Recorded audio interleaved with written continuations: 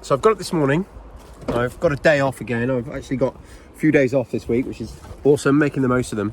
And first thing we did is we went and fed the pigs. So that's a job done I don't need to worry about later. Then I went off and got some more feed and took care of, refilling all of our feed bins. Then on the way home, I stopped in at somewhere very near to my house. Very near, a walk really, but I was already in the car. So I popped in and asked permission for access to this wood to forage. And the chap was incredibly keen, not only to allow me, but to encourage me to come and use it for foraging and all sorts of other things. So I'm just so thrilled and grateful. And this, I think, is just going to be a fantastic opportunity for me going forward. He's keen for me to bring my children and the dogs here, and he's also keen for me to use it for running foraging courses, which is something I'm looking at starting within the next little while. So I'm just going to have a walk around now and see what we see. We've not had a tremendous amount of rain in the last week or two. We did have some rain yesterday. We had about a day of rain, so it could be good. So we're just going to have a look now and see what we find. I'm not finding a tremendous amount. I've had a good walk round, but as I say, we've not had that much rain recently. I have found what looks like the remnants of either parasols or shaggy parasols, and there's quite a large ring here. So,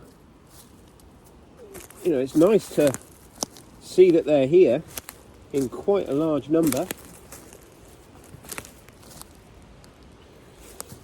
So, we'll remember this spot and check it again in a few weeks or next year. But I'm confident there's going to be plenty of really worthwhile mushroom foraging to be had here, just not today. I have also found a few rasulas. They're the brittle gills. Now, they're one that I've been really keen to do a video on, the whole group of mushrooms, the rasulas, but they've all been half-eaten, not great specimens, and they're just not going to make the video that I want to make. But they're super common, and I'll be able to come back, and after the next lot of rain, I'm fairly confident I'll find some here that I'll be able to do that video with. So we'll just wait for that one. But I'm going to carry on having a bit of a walk round, see if there is anything else I can find today, and then we'll head back to the house where, as always, there's plenty I've got to do there. So I've just got back from the wood. Like I say, I'm super excited to have found that right on my doorstep, somewhere that the owner is not only happy, but encouraging me to go and utilise and do things in. It's great. I've just had a phone call from one of our local fruit and veg shops, so I'm going to go off and pick up some more fruit and veg for our animals. I've also made a ham and pea risotto. And I say ham and pea, really it's ham and bean, because we're using, obviously, vegetables from our garden. And I've made that risotto so that when Jackie and my children come home, we're a little bit ahead of ourselves and we've got a bit of extra time, because what I'm hoping is that for the remainder of the afternoon, I'm going to be able to whip off and get this produce, and then I'm going to be able to come back, mow the rest of the lawns, and then start preparing the trailers and the electric fence for our chicken move, so that early evening, as soon as we've had tea, as soon as we've eaten, we'll have time for me and the family to all go out and move the chickens, because it's something I'm quite keen to get done now. Another one of the downsides of having the grass grow as long as it did between cuts is I stumble across things that I can't see. This is an old piece of electric fencing that was just put probably somewhere quite sensible. It was somewhere quite sensible, actually. It was just next to the gate. But I've picked it up as I've come through mowing, and it's got all tangled around the blades.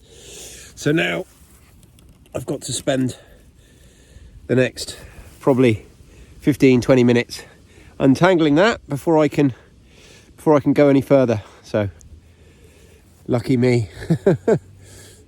It is now officially chicken moving time. So we are going to go as a family, all bar my daughter who's walking the dogs instead, but me and Jackie and my two sons are going to go and set up this trailer here over in that paddock at the far end, and we're going to move all the chickens that have been up in our woods and put them in their new home. So I'm quite excited.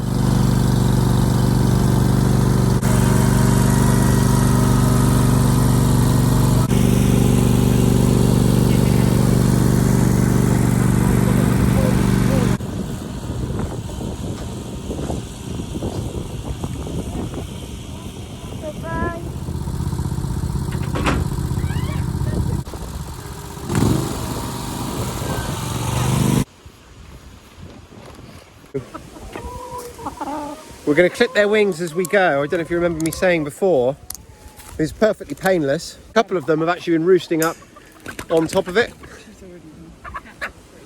They're certainly going to be able to jump straight over that electric fence. So we're going to be clipping their wings as we go. As we catch them, we'll catch them, clip them, and then move on.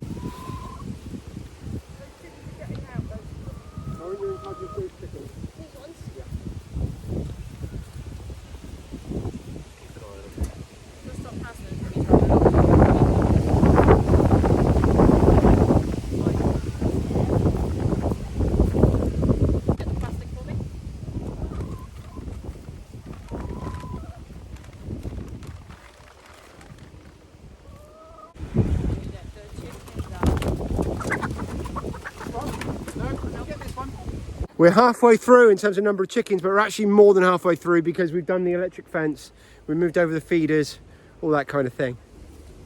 Take one or two? Go on then. It's not a turkey, you idiot. It is. I didn't see the head.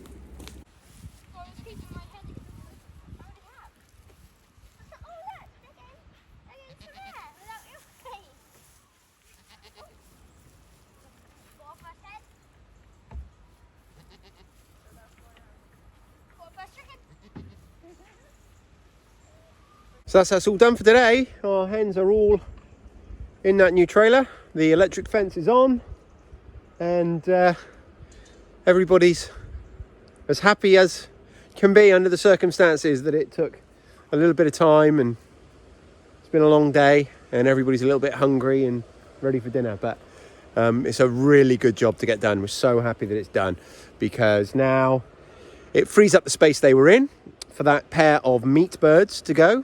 So they're going to go there now, and they'll go there indefinitely. And because, of course, because there's only two of them, we're not going to have any trouble with mud or anything like that, because there's just not enough of them, not enough traffic.